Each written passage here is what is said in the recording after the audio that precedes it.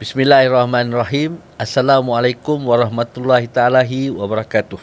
Alhamdulillah, bersyukur kita kepada Allah SWT kerana dengan rahmat kurnianya hari ini tanggal 25 Februari bersamaan 7 Ramadan 1447 Hijrah buat julung kalinya rancangan podcast bersiaran dalam podcast sulung Base TV. Seperti mana yang semua sedia maklum, Base TV ini telah dilancarkan perasmiannya oleh Yang Amat Berhormat Datuk Seri Dr. Ahmad Zahid Hamidi pada Mesyuarat Perwakilan UMNO bahagian Selayang yang lalu, dan Base TV turut telah menyiarkan podcast perdananya dengan menampilkan timbalan Presiden Yang Amat Berhormat Datuk Seri Utama Haji Muhammad Haji Hassan pada 13 Februari yang lalu. Untuk makluman semua, Base TV ini adalah sebuah medium digital yang membawa berita, aspirasi, suara ekspresi yang merangkumi pelbagai sudut pandang, dan kita akan cuba bawakan pelbagai segmen dari berbagai perspektif khusus untuk tuan-puan semua. Hari ini saya Zafrizal Taza, hos podcast pada episod pertama ini, membawakan tetamu yang tidak lain dan tidak bukan iaitu Datuk Hasnal Rizwan Madikan yang merupakan Ketua UMNO bahagian Selayang dan juga seorang pengamal undang-undang dalam negara kita. Selamat datang ke studio Base TV, Datuk. Apa khabar? Terima kasih Zafrizal. Assalamualaikum warahmatullahi ta'ala wabarakatuh. Alhamdulillah, sihat seadanya. Baru selesai menunaikan solat tarawih sebentar tadi. Alhamdulillah. Jadi okeylah, ada kelapangan masa dan juga fikiran untuk kita berpodcast pada malam ini. Ya, alhamdulillah tu. Hari ini merupakan episod sulung kita, podcast Base TV yang telah pun mengalami pelancarannya dan dilancarkan oleh Presiden kita tu. Ya. Okey, Datuk, kita telah pun menjalani ibadah puasa masuk hari ke-7 genap seminggu tu. Ya. Bagaimana sambutan puasa Datuk pada seminggu yang pertama ni, Datuk? Seminggu yang pertama ni biasalah, dia menduga mana-mana umat Islam pun kan, kita berubah daripada jadual lazim kita masuk ke dalam bulan Ramadan ini. Ia syarat dengan ritual keagamaan yang kita laksanakan, ya, meningkatkan amalan daripada hari-hari kebiasaan. Jadi memang ia akan sedikit sebanyak mengubah jadual harian kita.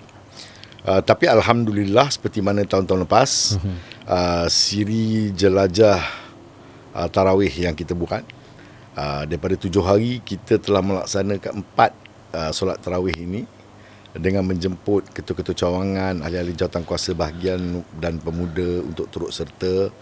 Kita telah laksanakan di 4 surau daripada 7 hari, ya. Jadi masih ada dalam hari-hari berbaki ni, saya ingat kita masih boleh buat lebih kurang mungkin 13-14 hari tarawih bersama jemaah di seluruh Parlimen Selayang, insyaAllah. Sebelum kita mengulas lanjut jelajah tarawih tu, dalam masa seminggu ni, Datuk banyak berbuka puasa bersama masyarakat atau berbuka puasa bersama keluarga, Datuk? Minggu pertama Alhamdulillah, saya rasa 3 hari dapat berbuka puasa bersama keluarga. Alhamdulillah. 3 hari. Yang selebihnya memenuhi undangan lah, berbuka puasa di pelbagai tempat. Okey, berbalik pada yang Datuk sebutkan tadi, jelajah tarawih. Ya. Ini adalah kebiasaan yang Datuk buat sejak menjawat jawatan Ketua UMNO bahagian Selayang? Ya, sejak saya menjadi Ketua UMNO bahagian Selayang pada tahun 2023. Jadi ini adalah Ramadan yang ketiga. Tahun yang ketiga. Alhamdulillah, setiap tahun kita adakan siri jelajah tarawih ini. Tarawih sahaja saya rasa termasuk tahun ini kita akan dapat cover lebih kurang 45 surau dan masjid. Alhamdulillah, seluruh bahagian Selayang. Seluruh bahagian Selayang. Memang kita tidak dapat menghadiri tarawih ini di semua masjid dan surau. Saya memerlukan lebih banyak masa untuk saya cover semua tempat. Tetapi setakat 45 sekarang ni, 3 tahun ni kan, 15 setiap tahun. Jadi Alhamdulillah. Tahun ini saya bahkan akan membahagikan jadual saya terutamanya di Kuang, di mana saya akan berbuka puasa dan menunaikan solat maghrib di surau yang lain, dan kemudian terus ke tarawih di surau yang lain. Jadi saya dapat cover 2 surau. 2 surau dalam masa satu hari. Alhamdulillah. Okey Tok, kita sentuh sikit apa menu favourite berbuka Datuk sebenarnya? Ini ramai yang Berbuka ni sebenarnya saya cuit-cuit je. Ni style saya berbuka ni, saya cuit-cuit.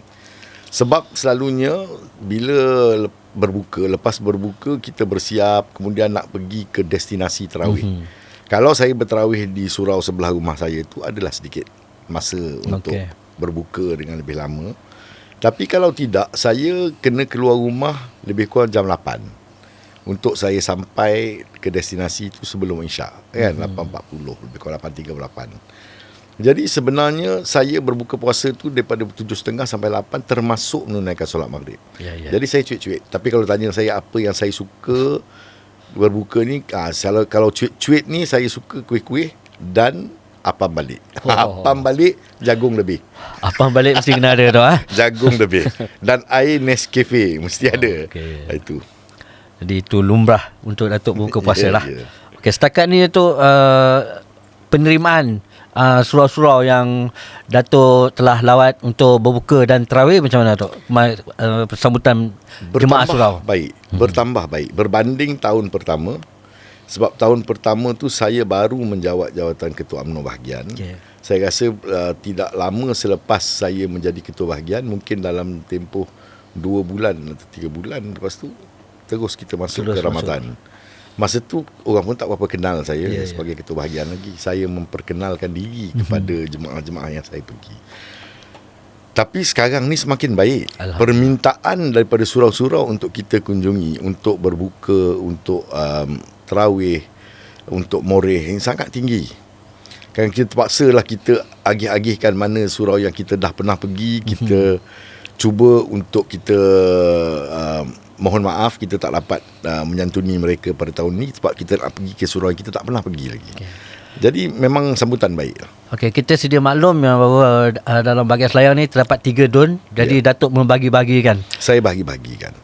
Sekurang-kurangnya setiap tahun tu saya mesti ada 3 atau 4 surau atau masjid yang saya akan buat di Dun Rawang 3 atau 4 masjid, di Dun Templar 3 atau 4 masjid dan surau. Tapi saya melebihkan kepada Dun Kuang lah. Sebab Dun Kuang ni adalah Dun tumpuan. Jadi lagipun saya adalah pegawai penyaras di Dun Kuang. Jadi saya cuba sedaya upaya untuk sampai ke kebanyakan surau dan masjid dalam Dun Kuang ni dalam bulan puasa. Di alhamdulillah tu dalam tempoh 3 tahun ni menghampiri 45 ke 50 buah masjid dan surau. Tapi saya ingat kalau surau dan masjid dalam Dun Kuang ni mungkin adalah lebih kurang 10 atau 20 lagi yang saya tak pernah sampai mungkin. Tapi selebihnya saya rasa saya sampai. Dan dalam tempoh 3 minggu yang mendatang ni akan meneruskan lagi. Akan diteruskan insya-Allah. Alhamdulillah.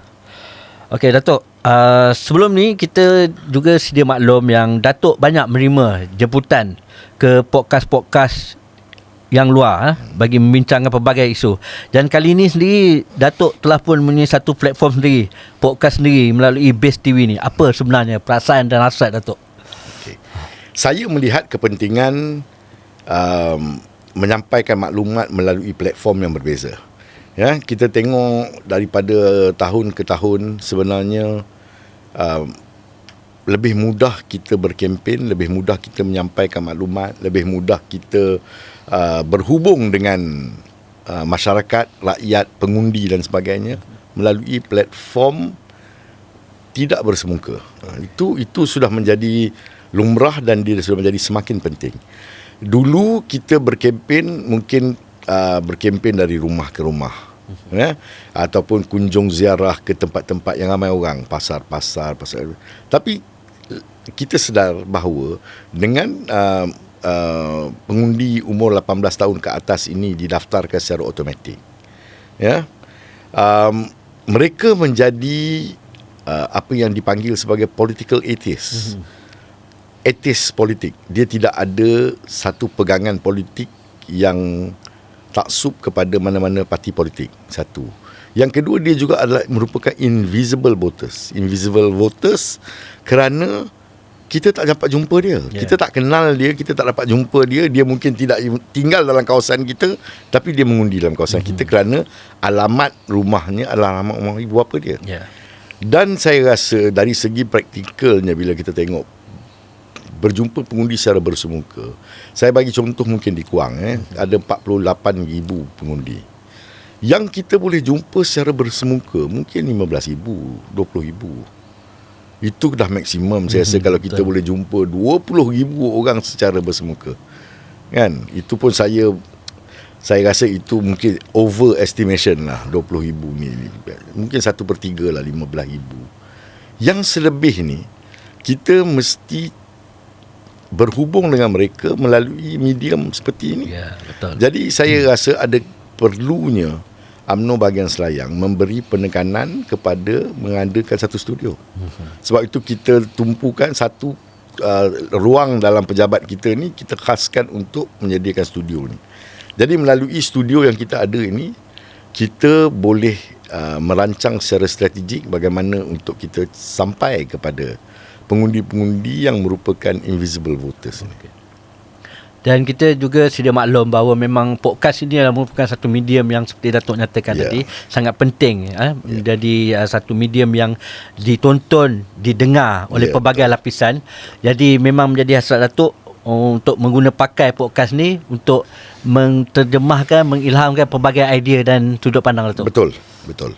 Sebab dia perkara yang menyaling, dua perkara yang menyaling. Satu, dia akan memerlukan usaha yang sangat besar untuk kita menulis, melakar, menulis dan sebagainya, untuk menyampaikan. Berbanding kita duduk seperti ini, kita bercakap dan kita boleh melontarkan secara pantas apa yang kita nak katakan.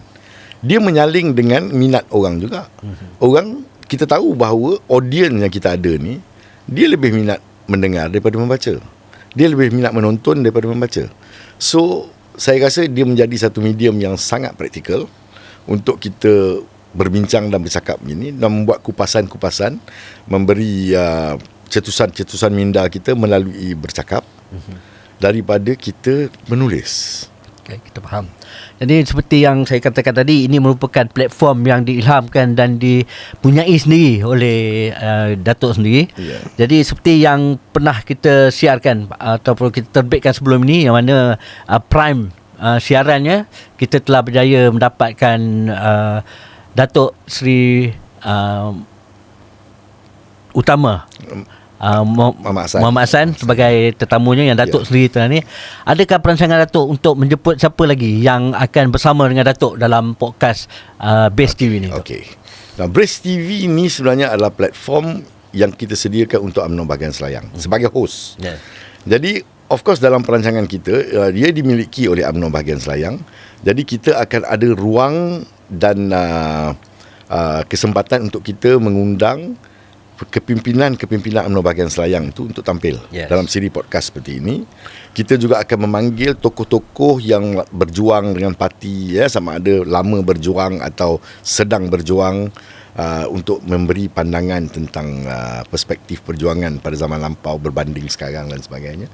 Tetapi pastinya yang akan menjadi highlight ialah bila kita mengundang tetamu-tetamu untuk tampil di Base TV ini, untuk kita adakan sesi podcast bersama mereka. Kerana ini adalah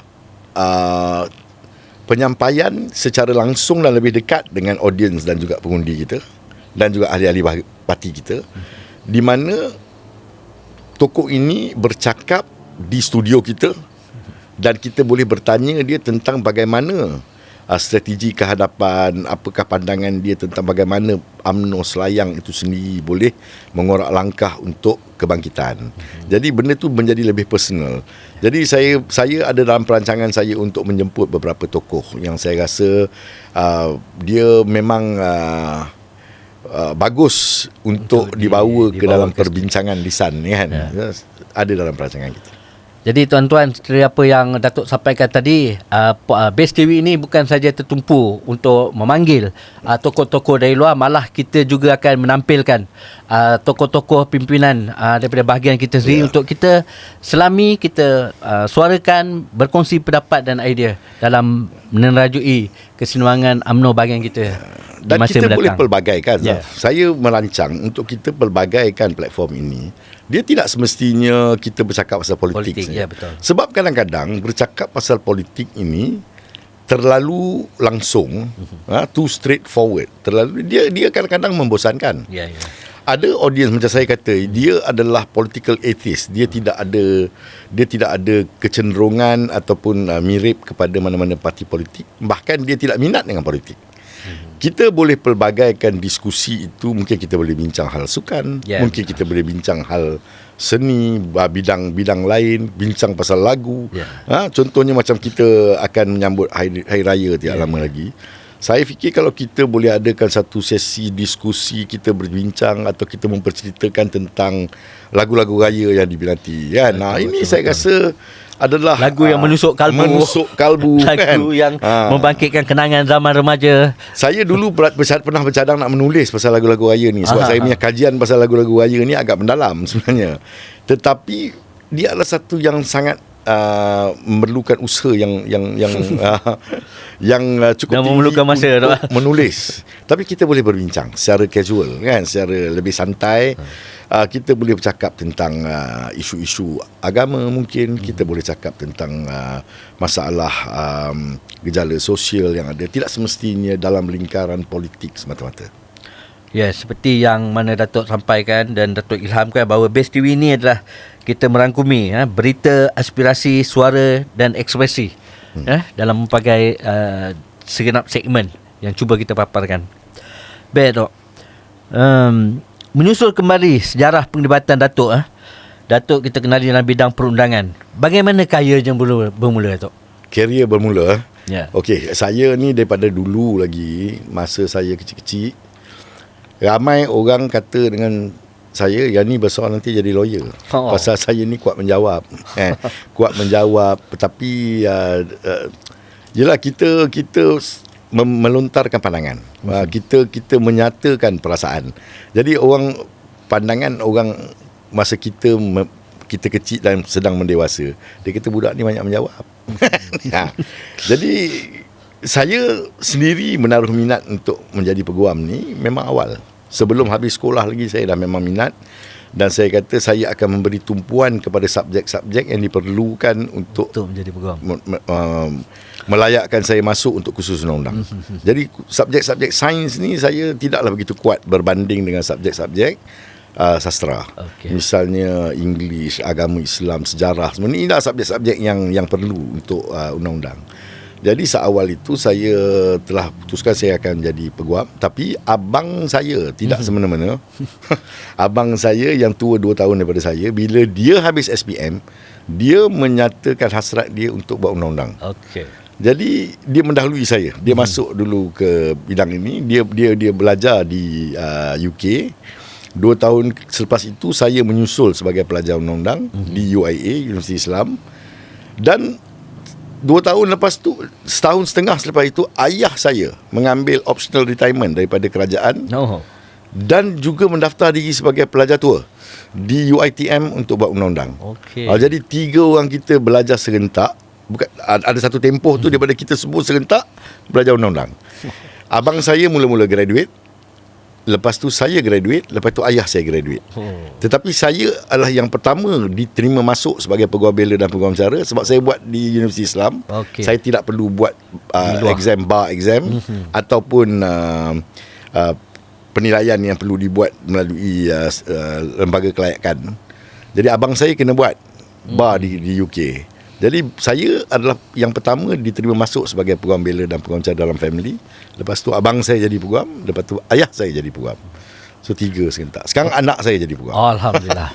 Jadi selalunya tu kita ingin menjadi seseorang tu ada sumber inspirasinya ataupun ada sumber idolanya. Jadi siapa sebenarnya yang Datuk mengidolakan sehingga menjurus Datuk menjadi seorang peguam? Okey, mengidola ni ramai. Sebab dalam bidang undang-undang ni kita akan membaca dan kita akan berkesempatan bertemu dengan banyak tokoh. Ada setengah tu saya mengidolakan dia, tapi saya tak dapat jumpa dia. Sebab dia mungkin hakim yang ada di England. Dia mungkin hakim yang ada di India. Dia mungkin peguam yang pernah melawan sesuatu kes di Malaysia, tapi saya tak ada kesempatan untuk jumpa dia sebab dia zaman yang sebelum saya. Tapi dalam zaman yang saya lalui, idola saya katakan ialah Tan Sri Shafie lah. Tan Sri Muhammad Shafie Abdullah, peguam Datuk Seri Najib tu ialah guru saya.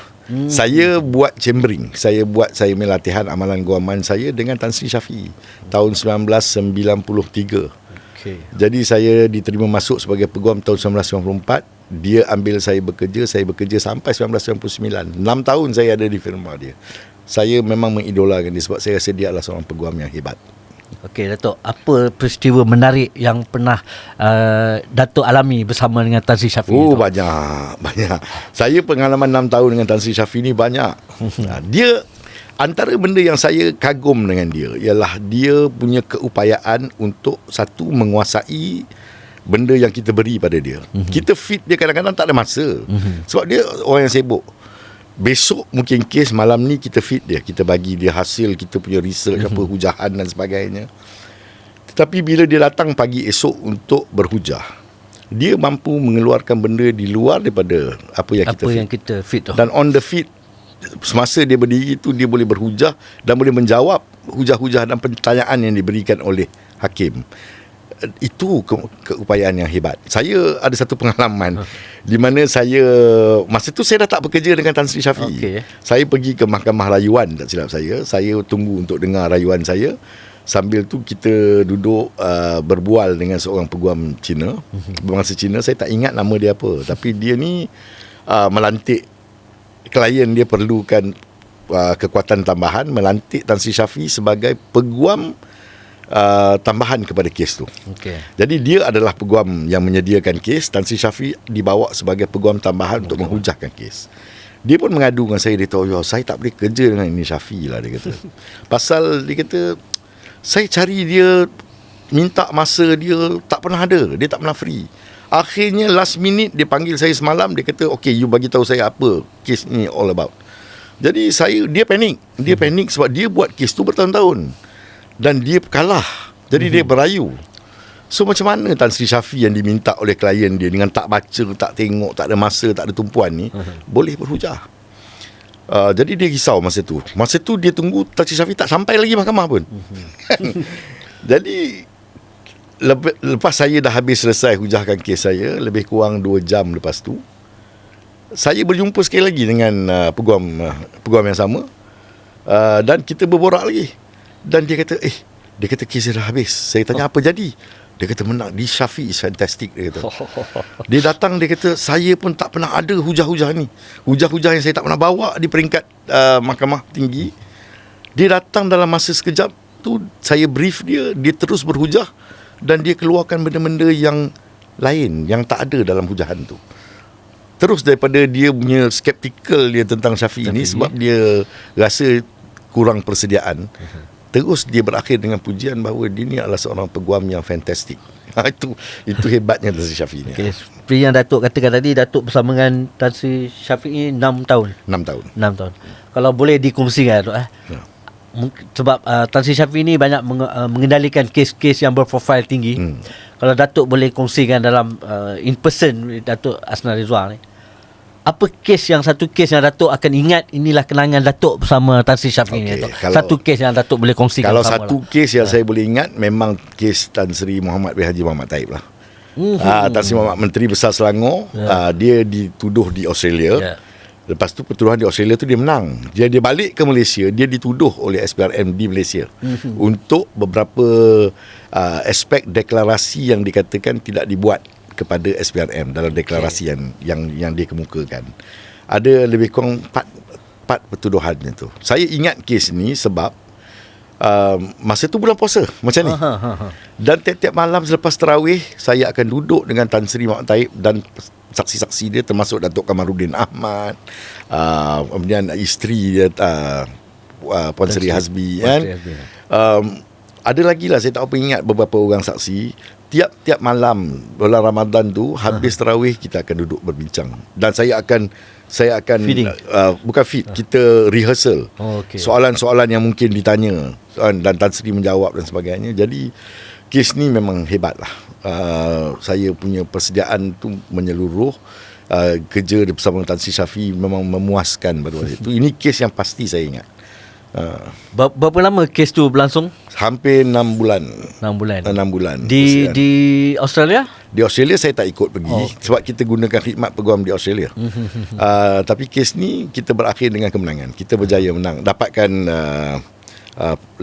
perintah lepas dan bebas Tuan Tan Sri tanpa dipanggil bela diri sebenarnya. Okey, itu sedikit yang kita bersama untuk separuh masa pertama ni. Kita akan bersambung pada selepas ini. Kita berhenti sebentar.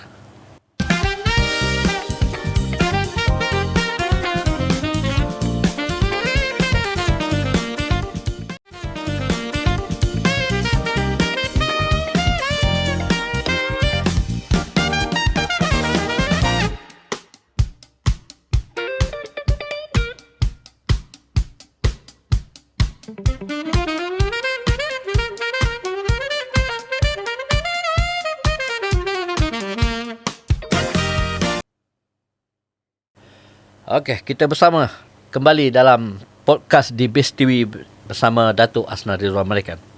Okey, Dok. Sepanjang 30 tahun dalam bidang perundangan, bagi pendapat dan pengalaman yang Datuk lalui sendiri, kes yang paling mencabar dari segi pembelaan yang pernah Datuk bawakan? Okey. Yang ni mudahlah. Ada 2 kes bagi saya yang sangat mencabar dan sukar. Pertama, kes Al-Maunah yang saya buat.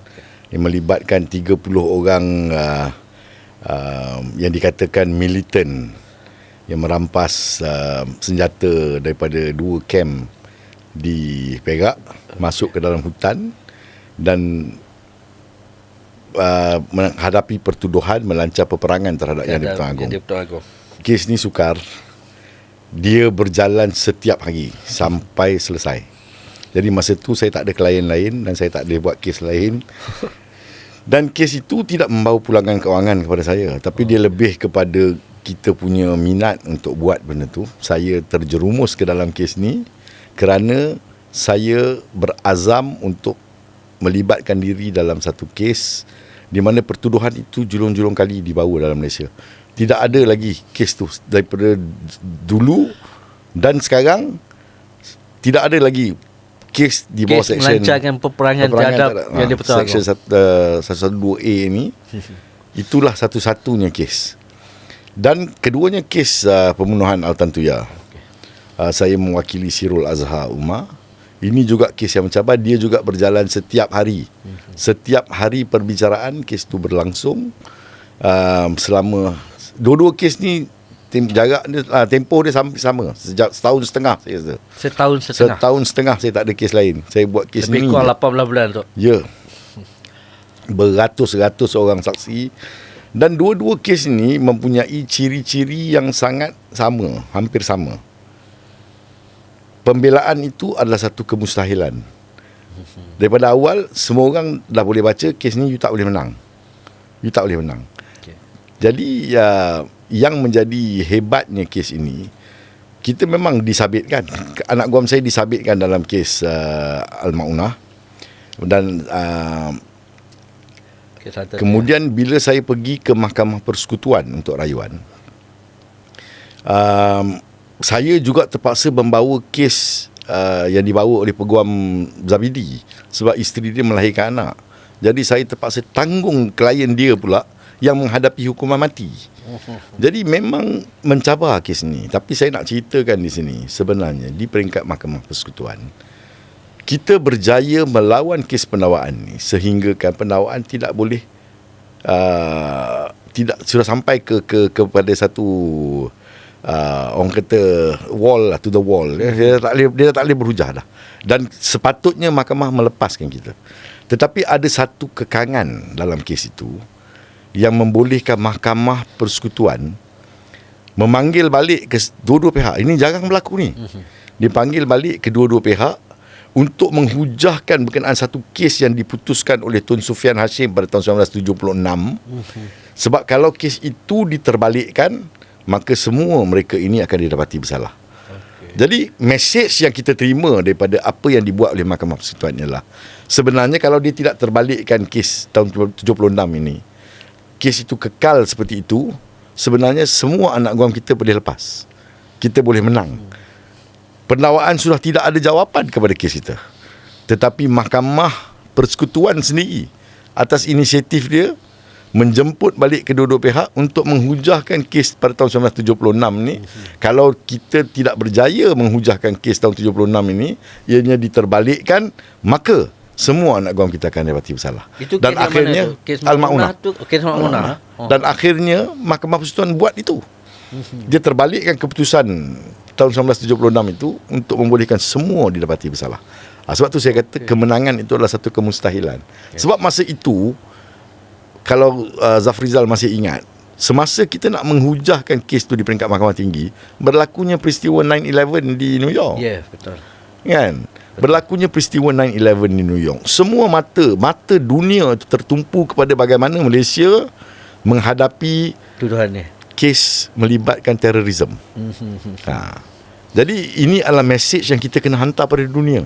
Bagi saya lah. Sebab itu saya tengok, of course, tidak wajar untuk saya mengatakan bahawa Mahkamah Persekutuan memang fix up benda tu. Tidaklah saya nak kata begitu. Tapi Mahkamah terpaksa patah balik untuk terbalikkan kes tahun 1976 untuk mendapatkan sabitan. Nak pastikan ada sabitan.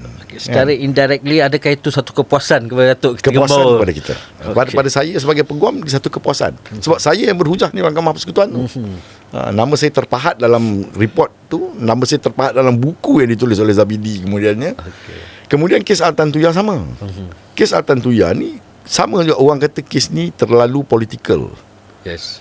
Terlalu political, macam mana pun dua orang ni akan dapati bersalah, dijadikan scapegoat, dijadikan kambing hitam supaya tamat. Jadi orang akan kata akhirnya ni dua orang yang membunuh, bukan orang lain. Okey. Tetapi kita berjuang di peringkat Mahkamah Rayuan dan kita menang. Kita menang di peringkat Mahkamah Rayuan. Keputusan Mahkamah Tinggi itu diterbalikkan. Disebabkan kita menang di Mahkamah Persekutuan lah, Sirul tu menjadi orang yang bebas. Dan akhirnya dia lari ke Australia sebelum Mahkamah Persekutuan membuat keputusan terhadap dia. Jadi dalam kedua-dua kes ni, walaupun dia kemenangan itu adalah satu kemustahilan, tapi saya mendapat kepuasan dalam kedua-dua kes ini sebab kita berjaya mencapai kemenangan dalam keadaan yang sukar. Walaupun akhirnya dinatijahkan kita tetap tewas. Dalam keadaan orang kata kemustahilan untuk menang, kita tetap tewas. Tapi kita boleh berbangga kerana ada catatan kemenangan yang kita peroleh daripada kes yang sukar ni. Okey, selain daripada dua kes yang Datuk sebut tadi, saya juga difahamkan Datuk juga banyak juga mewakili selebriti tanah air. Boleh Datuk kongsikan antaranya?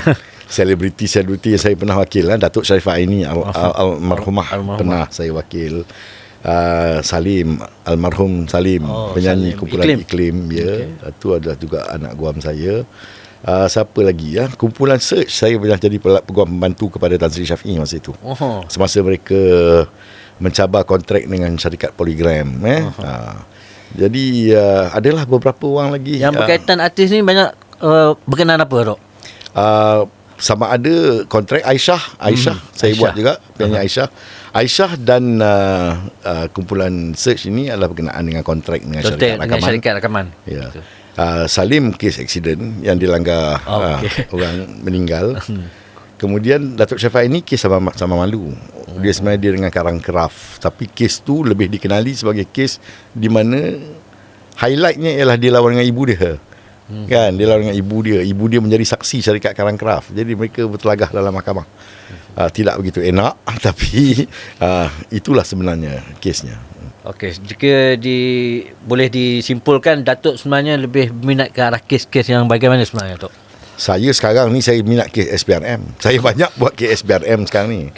Saya minat sebab kes-kes SPRM ni saya tengok ada banyak juga ruang untuk kita lawan.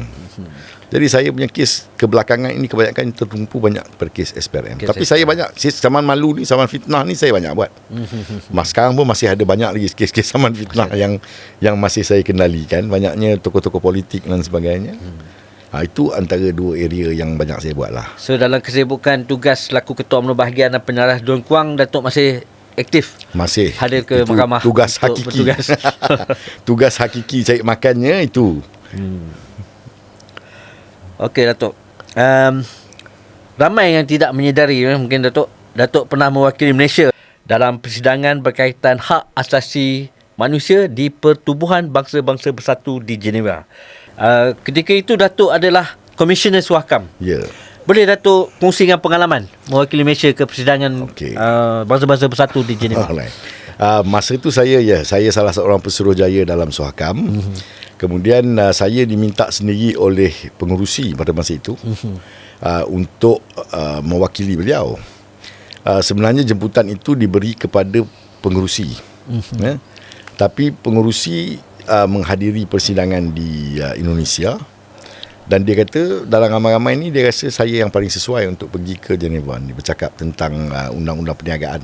Bagi mewakili Malaysia, Datuk seorang saja? Seorang je. Okey. Seorang je. Jadi memang saya membuat persediaan yang agak teruk lah, sebab kita nak menghadapi international audience. Bukan mudah. Dan ruang convention itu sendiri adalah ruang yang digunakan oleh Pertubuhan Bangsa-Bangsa Bersatu untuk persidangan, bukan persidangan utama dia, bukan persidangan General Assembly dia, tetapi adalah ruang persidangan untuk Securities Council dan semua dia punya yang kecil-kecil lah, UNICEF, UNESCO, itulah ruang persidangan dia. Jadi dalam sejarah hidup saya ni ada dua je penampilan bagi saya setakat ini yang dia agak menggerunkan. Berkelas dunia. Satu ialah di Geneva itu. Yang kedua di Perhimpunan Agung UMNO baru-baru ni. Yang tu pun pentas yang agak menggerunkan. Okey, apakah pengalaman yang paling manis ketika di Geneva tu, Datuk? Yang Datuk rasa itu momen yang Datuk takkan lupakan. Okey, momennya pastinya selepas kita buat pembentangan. Pembentangan yang saya buat itu dia berkisar kepada pengalaman yang dialami oleh negara-negara Asia Tenggara. Jadi ada speaker daripada Indonesia, speaker daripada Thailand, speaker daripada Filipina.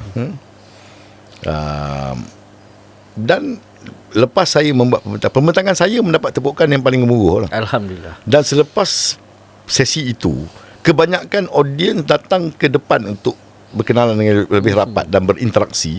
Memang paling ramai datang pada saya. Sebab pandangan-pandangan yang Malaysia lontarkan itu saya rasa paling menarik perhatian mereka. Selepas saya pulang tu, sebenarnya ada banyak koresponden daripada negara-negara Eropah yang berhubung dengan saya melalui email yang nak minta buat kolaborasi itu dan ini. Tapi saya tidak boleh menerima. Itu bukan personal. Itu ialah kapasiti saya sebagai Suruhjaya Suhakam.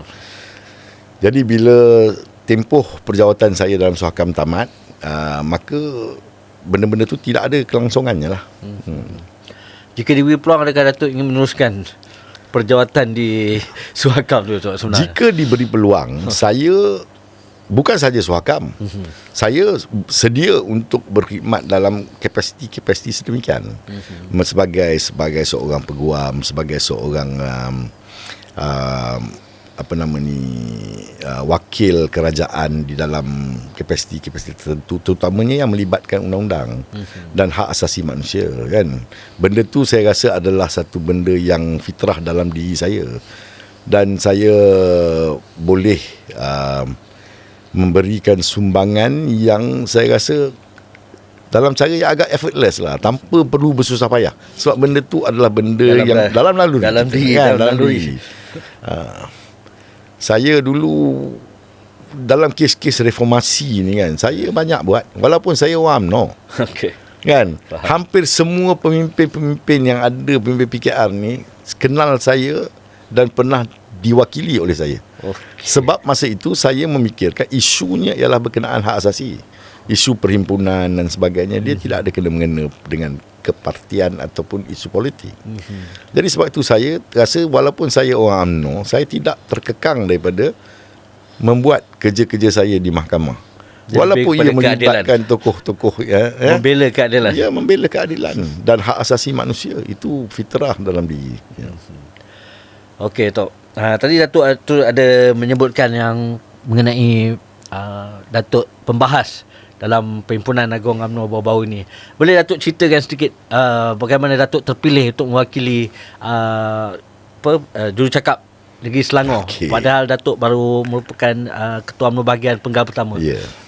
Ya, sebenarnya saya rasa dia bermula ketika saya menggerakkan ketua-ketua bahagian UMNO ni untuk menyatakan bantahan kepada rang undang-undang pembaharuan semula bandar URA. Ya. Bila saya kempen supaya UMNO bersuara menentang URA ni, di Selangor saya yang kehadapan sekali dan saya berkempen kepada pengurusi perhubungan UMNO negeri. Saya kata kita kena suarakan ni dan bantah. Bila kita berjaya bantah di dalam Dewan Rakyat, bila Tok Mat berucap di Dewan Rakyat minta supaya rang undang-undang ni pembentangannya ditangguhkan untuk kajian, UMNO mengambil pendekatan untuk mengadakan satu convention pembaharuan bandar yang dipengurusikan oleh Datuk Seri Johari Ghani. Dan masa itu Datuk Megat meminta UMNO, Datuk Seri Johari dan jawatankuasa dia pastikan ada jurucakap daripada Selangor, sebab Selangor adalah negeri kedua selepas wilayah persekutuan yang akan terkesan dengan Akta Pembaharuan Bandar ni. Betul. Selain Pulau Pinang dan Johor Bahru, mungkin Ipoh. Tapi Datuk Wira Megat pastikan, dia kata mesti ada speaker daripada Selangor. Bila akhirnya kempen dia tu berjaya, mereka memberi ruang kepada jurucakap daripada Selangor untuk turut bercakap di rang undang-undang URA tu. Maka Datuk Megat punya pesanan kepada saya, Datuk, saya dah minta ruang, dapat. Please make us proud. Yes. Banggakan perhubungan UMNO Negeri Selangor ni dengan pembentangan yang baik. If you deliver, lepas ni untuk Perhimpunan Agung UMNO, you tapau sekali, you ambil. Jadi lepas saya buat pembentangan di situ, ia mendapat sambutan yang baik. Dan Datuk Megat datang berjumpa saya, dia kata, you have done us proud. Pembentangan you sangat berfakta, sangat ilmiah dan sebagainya. So lepas tu dia bawa ke dalam mesyuarat perhubungan negeri dan dia sendiri mencadangkan supaya saya menjadi jurucakap negeri Selangor. Tidak cukup menjadi jurucakap. Selepas 2 bulan saya diberi tugasan menjadi jurucakap, dia kata saya akan kempen untuk dapatkan you menjadi pencadang kepada usul Presiden. Dan akhirnya walaupun mula-mula perbincangan dan perjumpaan yang kita adakan di kalangan jurucakap-jurucakap ni dipengurusikan oleh Datuk Seri Khalid Nordin dan Datuk Ashraf Wajidi, berakhir dengan saya menjadi penyokong kepada usul Presiden. Tapi kemudian saya menerima perkabaran dan juga mesej yang dihantar yang mengatakan bahawa saya telah diminta untuk menjadi pencadang kepada usul Presiden. Sebab tu saya kata pentas itu menakutkan. Sebab amanah yang diletakkan di atas saya berat masa itu.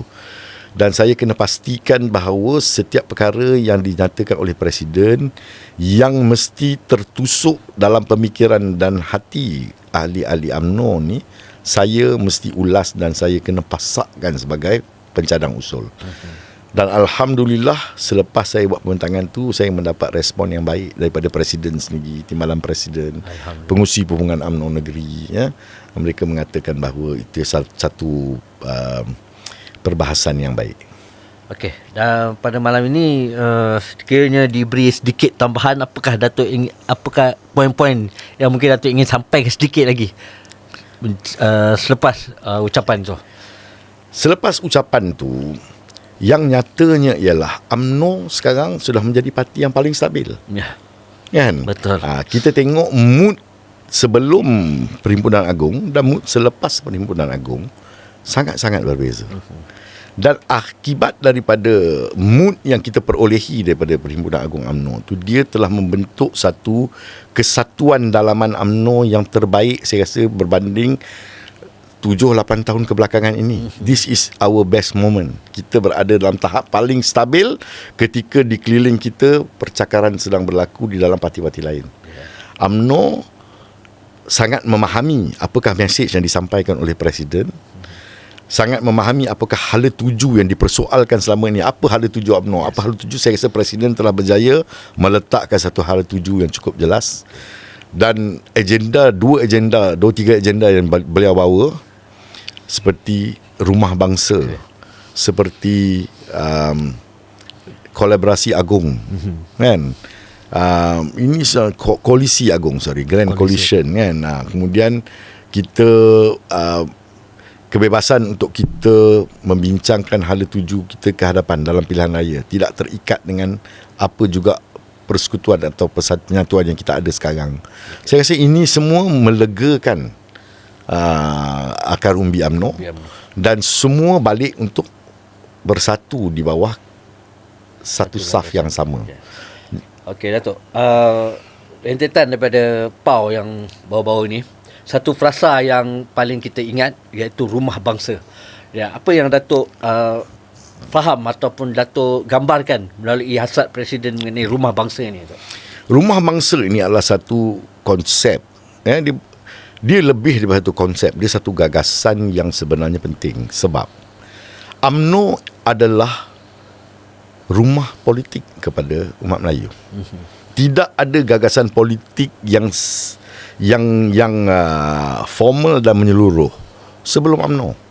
Kita ada kesatuan itu, kesatuan ini semua beroperasi di dalam kerangka masing-masing, tetapi tidak boleh disatukan dalam satu penyatuan yang menakutkan atau menggusarkan pihak British. Jadi UMNO ni datang hasil daripada gerakan beberapa kesatuan yang membentuk satu penyatuan di Kelab Sultan Sulaiman di Selangor. Kemudian gagasan ini dibawa sebagai gagasan politik dan dibentangkan di Istana Negeri Johor. Pada masa itu Datuk On dijemput untuk mengetuai. Okay? Jadi ini adalah titik tolak di mana orang Melayu bersatu buat kali pertamanya, bersatu di atas nama politik. Sebab itulah UMNO menjadi rumah bangsa bagi gerakan politik negara. Tidak ada parti lain yang boleh beroperasi di luar kerangka itu. Kalau dia beroperasi di luar kerangka itu, dia beroperasi bersendirian, bukan sebagai gagasan penyatuan. Dan terbukti hari ini Perikatan Nasional yang dikatakan sebagai satu koalisi yang dibuat selepas UMNO, kononnya setelah UMNO sudah tidak bernyawa, inilah ruangnya. Kita tengok bahawa dia tidak mempunyai spirit yang sama. Sebab dia bukan ditegakkan atas penyatuan, dia ditegakkan atas politik semata-mata. Dan hari ini mereka bercakaran. Jadi kita nak rumah bangsa ni, kita nak jemput semua orang kembali kepada rumah ini. Rumah ini, kalau kita semua bersatu di bawah rumah ini, insya-Allah politik orang Melayu itu selamat. Semua parti-parti politik lain ni lahir sama ada daripada rahim UMNO, kan, ataupun dia lahir daripada perpecahan yang berlaku daripada rumah UMNO. Semua, termasuk PAS. PAS itu sendiri lahir daripada rahim UMNO. Dia digagaskan oleh mereka yang tidak bersetuju dengan hala tuju kemerdekaan yang dibawa oleh Datuk On. Mereka keluar dan menubuhkan PAS. Jadi tidak ada parti. Yang parti-parti lain ni tak payah cerita lah. Yang parti-parti nyamuk ni lagi banyak lah. Itu langsung tidak mempunyai rantaian yang membawa balik kepada DNA perjuangan politik orang Melayu. Semua yang mempunyai DNA perjuangan politik orang Melayu, dia berbalik kepada UMNO. Okey Datuk, dalam situasi politik sekarang ni, apa selaku Ketua UMNO bahagian Selayang, apa harapan Datuk terhadap rumah bangsa ni? Saya sangat-sangat mengharapkan dan berdoa semoga kita melihat ia lebih daripada rumah bangsa itu sendiri. Kita mesti ada satu kesedaran bahawa politik orang Melayu ini mesti disatukan semula untuk kekuatan. Dan rumah bangsa ini menjadi satu simbol di mana kita berbalik, di mana kita nak berbalik, di mana titik penyatuan itu. Kita boleh pergi dalam pelbagai arah dan kita tidak kuat. Kita mesti pergi sekali dalam satu arah untuk menjadikan kita kuat. Tapi di mana titik pertemuan kita itu? Sebab itulah pentingnya rumah bangsa ini. Sebab rumah bangsa ini, kita kata, kalau kita sudah ada kecelaruan politik yang terlalu divisive, terlalu mengasingkan, maka di mana kita nak cari titik penyatuan ini? Kita baliklah kepada titik pertama kita berjuang dengan dalam satu bentuk penyatuan. Titik itu ialah UMNO. Kan, bukan kita kata UMNO ni mesti menjadi big brother. Tidak. Tetapi kita nak balik tu, mana titik kita nak balik ni? Nak balik ke mana? Balik ke mana? Di mana mulanya? Kita baliklah ke tempat di mana kita bermula. perkukuhkan rumah ini, tidak ada orang boleh menggugat politik orang Melayu dan orang Islam di Malaysia. Simple kan, Tok? Simple. Simple. Itu saja. Kembalilah. Okey, Datuk. Jadi kita pun dah tahu yang Datuk bermula sebagai seorang pengamal undang-undang, seorang peguam yang mencuburkan diri dalam bidang politik. Ya. Ya, Dok. So dari sosok seorang peguam kepada seorang ahli politik, apa sebenarnya yang menarik minat Datuk untuk melibatkan diri dalam dunia politik ini, Datuk? Okay. Apa yang minat saya sebenarnya, saya masuk politik ni di awal saya menjadi pelajar undang-undang. Masa tu ada akta AUKU lagi, akta universiti dan kolej universiti yang mengharamkan kita menyertai politik masa tu. Tapi masa tu saya dah berdaftar sebagai ahli UMNO. Okey. Saya memilih UMNO dalam perjuangan ni kerana pada masa itu lagi saya berfikir. Pada masa itu tahun 1988 saya menjadi ahli UMNO. Saya sudah memikirkan bahawa kalau saya ingin mencapai apa-apa, melakukan apa-apa kebaikan, saya nak deliver apa-apa juga kepada rakyat dan kepada umat, saya mesti memilih parti yang boleh deliver. Bukan parti yang mencuba, bukan parti yang baru nak up, bukan parti yang try-try. Tak boleh. Jadi saya tengok, saya kata UMNO ni masa itu kukuh tahun 88. Tak ada parti yang boleh mencabar dia. The only option yang ada adalah PAS. Tapi saya melihat PAS bukan sebagai parti yang deliver. Parti yang tidak boleh deliver, in fact. Ya, betul. Jadi masa itu pilihan mudah. Saya ada satu hasrat bahawa saya ingin menawarkan diri saya ini kepada khidmat masyarakat. Sebab itulah saya masuk politik, saya masuk bidang undang-undang. Sebab saya nak memberi khidmat ini kepada masyarakat. I want to do something kepada orang ramai. Bukan kepada diri saya sendiri je, kepada orang ramai. Kita mahu berkongsi diri kita untuk kegunaan orang ramai. Jadi memilih profession itu sudah saya dah putuskan awal. Ini profession yang boleh membantu orang. Jadi sekarang saya pilih dalam bidang politik. Saya kata saya mesti masuk UMNO. Sebab UMNO adalah parti yang boleh deliver. Dia masa kerajaan pada masa itu. Yes. Kan? Tetapi hari ini dengan ujian yang diberikan kepada kita bahawa UMNO tidak menjadi parti yang memerintah. Mantap. Ia tidak mengubah karakter UMNO sebagai parti yang masih deliver kepada orang. Walaupun dia bukan berada di puncak kuasa.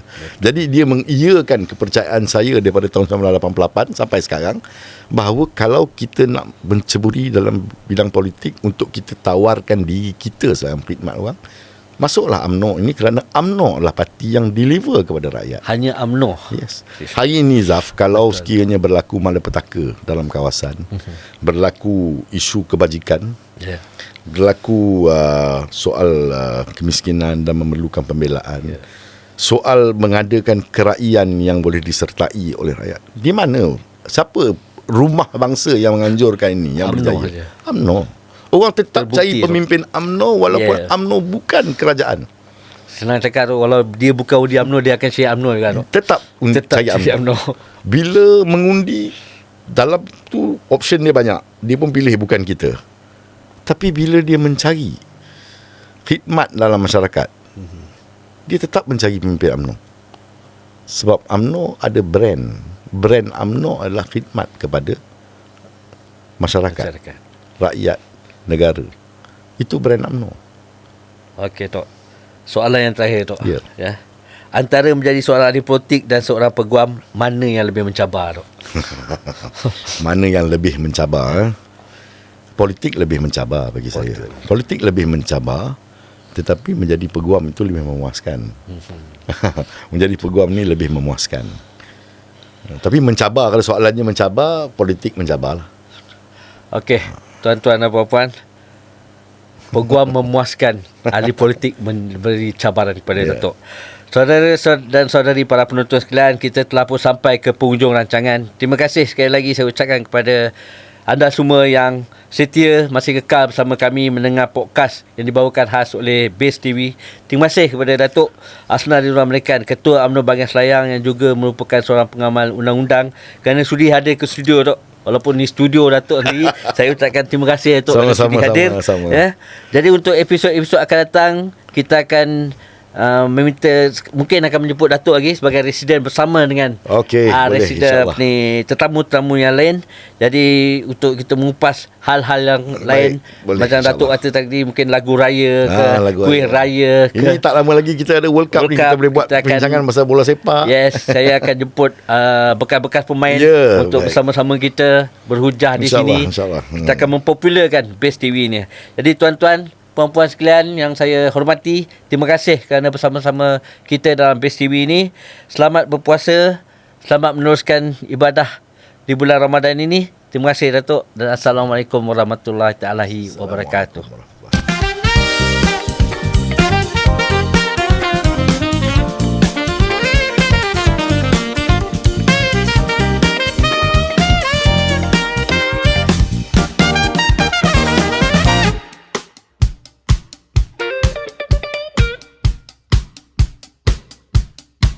Thank you.